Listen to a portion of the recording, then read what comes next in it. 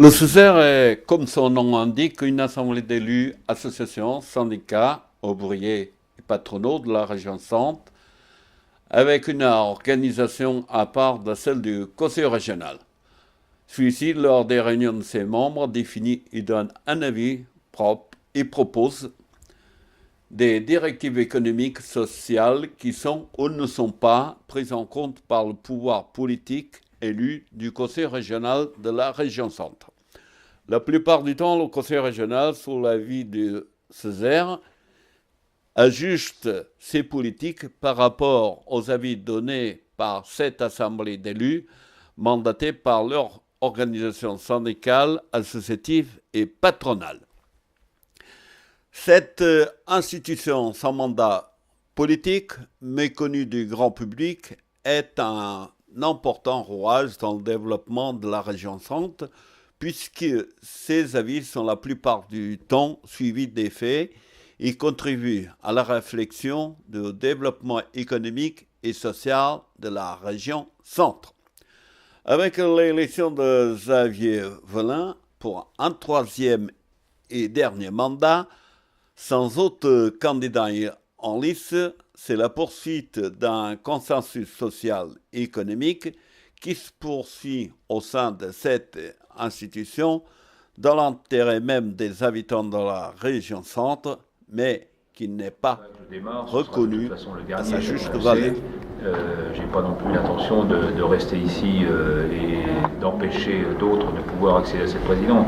Je crois que ce qui compte, c'est pas vraiment ça. Ce qui compte, c'est la capacité que nous avons au CESER, à la fois à vraiment incarner la diversité de notre représentation ici, parce qu'elle est plurielle évidemment. Il y a à la fois un collège patronal, il y a un collège d'organisations salariées, il y a un collège d'associations, de mouvements mutualisme universitaires, etc. Donc c'est bien cette diversité aujourd'hui que nous essayons de faire vivre et surtout de la mettre au service de l'intérêt général de cette région, de ces territoires, de ces hommes et de ces femmes, et en particulier évidemment de mettre en avant les dossiers sur lesquels nous estimons non seulement comme un devoir de nous exprimer, mais où nous pouvons apporter justement un éclairage auprès des décideurs publics, que ce soit d'ailleurs l'État, que ce soit l'État en région, que ce soit évidemment le Conseil régional, mais que ce soit aussi par exemple sur des politiques territoriales, d'autres niveaux de collectivité, qui peuvent trouver dans cette expression où nous n'avons pas, nous, la contingence de l'élection, en quelque sorte, puisque nous ne sommes pas pris par un court terme, comme peuvent l'être par exemple des élus, et bien avoir ce recul nécessaire par rapport à certaines contingences de très court terme. Quels seront les dossiers prioritaires de CESER compte tenu de la situation économique, sociale et politique du pays en ce moment? Ben vous le dites vous-même, hein, la situation économique et sociale est difficile. Elle est difficile en France, elle est difficile dans notre région. Certains secteurs et certains territoires sont plus impactés que d'autres. C'est vrai en particulier dans certaines industries. D'ailleurs, la région a payé un lourd tribut au cours de ces 20 ou 30 dernières années, dans le textile, dans l'automobile, dans l'armement, pour citer 3 exemples. Il est important à la fois que nous ayons un regard très attentif sur des secteurs qui aujourd'hui présentent des signes de fragilité, comme il est tout aussi important que nous nous interrogions sur la capacité à faire de cette région, sinon une réorientation industrielle, en tout cas saisir aussi des opportunités qui sont potentiellement à développer sur nos territoires. On pourrait dire en particulier qu'à travers les pôles de compétitivité dans cette région, à travers les pôles d'excellence ruraux, il y a un certain nombre de dispositifs en place qui permettent à la fois des mises en réseau d'entreprises autour de ces pôles.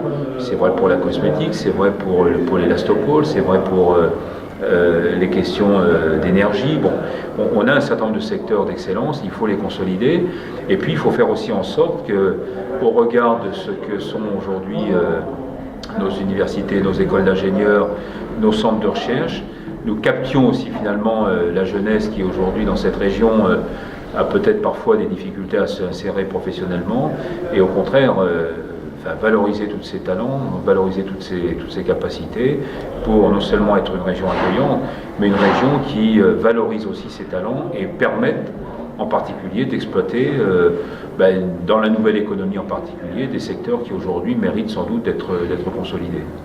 Il y a un certain nombre d'entreprises de la région centre qui sont cassées la figure, entre guillemets, ou qui ne sont plus au jour. Autrement dit, les produits qu'elles fabriquent coûtent trop cher parce qu'ils ne se sont pas modernisés. Le cas, par exemple, de Boine.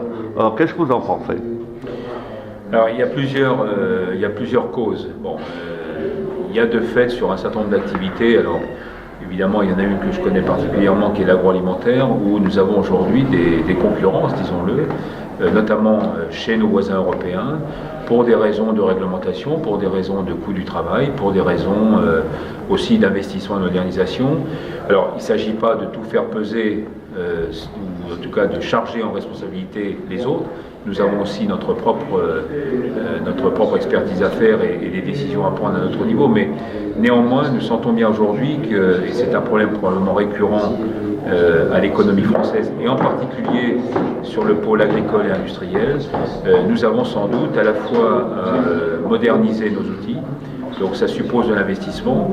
C'est une des raisons d'ailleurs pour lesquelles nous sommes très attentifs au Césaire sur les moyens qui pourraient être alloués via notamment la Banque publique d'investissement, mais via aussi un certain nombre de procédures que soutient le Conseil régional aujourd'hui.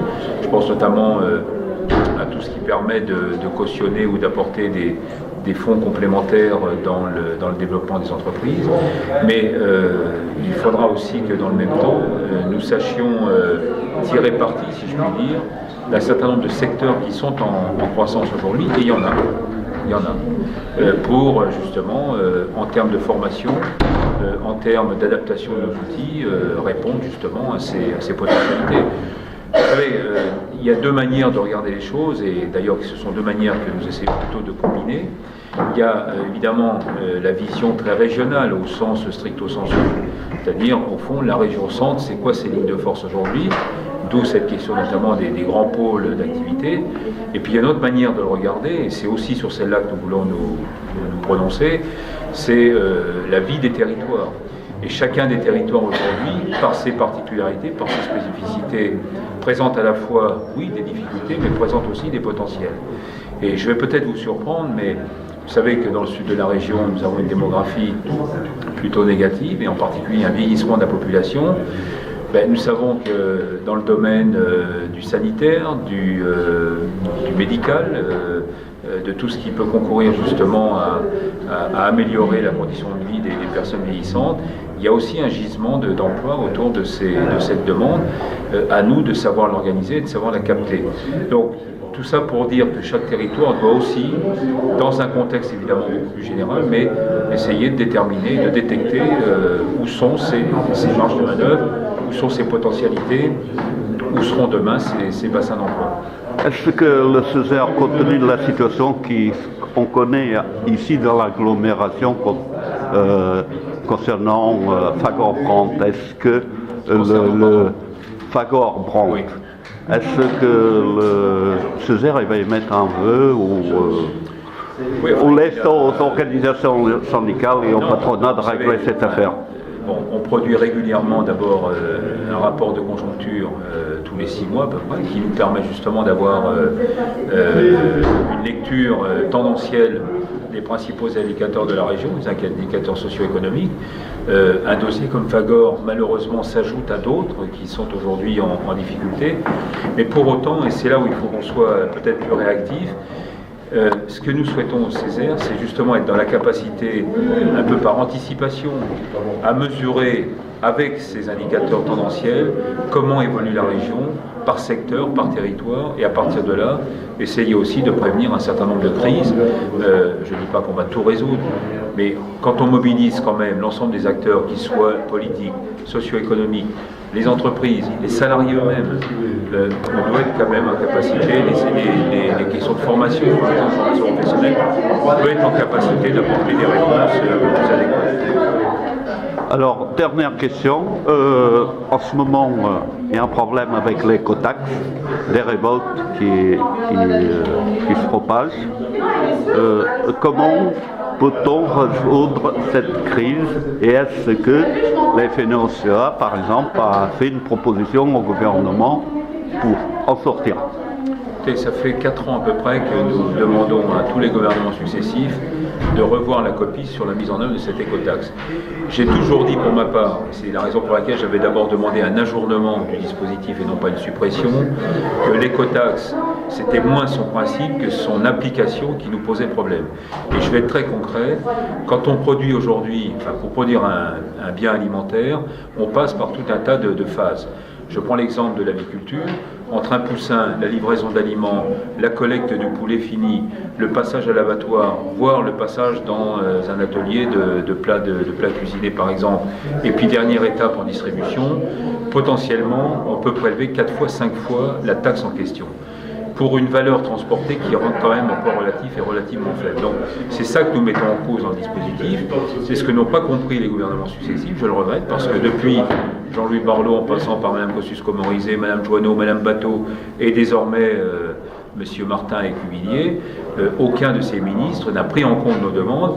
Il a fallu attendre d'être à pratiquement 2 mois de la mise en œuvre du dispositif pour réagir, et des manifestations qui parfois d'ailleurs ont pris un caractère un peu violent, ce que je peux regretter, mais il faut aussi comprendre que lorsqu'on n'a pas d'écoute, au bout d'un moment les choses explosent.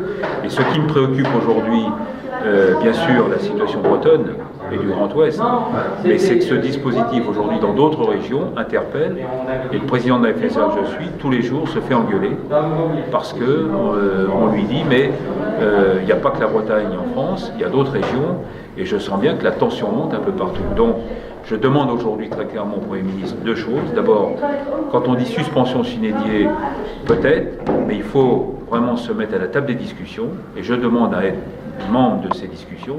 Et 2, il est important que nous trouvions, par sans doute une adaptation du dispositif, peut-être forfaitaire, peut-être sous d'autres formes, une refonte plutôt fondamentale finalement de ce prélèvement de taxe. Vous l'aurez remarqué que le président de Suzère critique sévèrement les gouvernements par rapport à l'écotaxe, en demandant une autre approche de cette problématique. Sera-t-il entendu à suivre dans les prochains jours? Interview, images.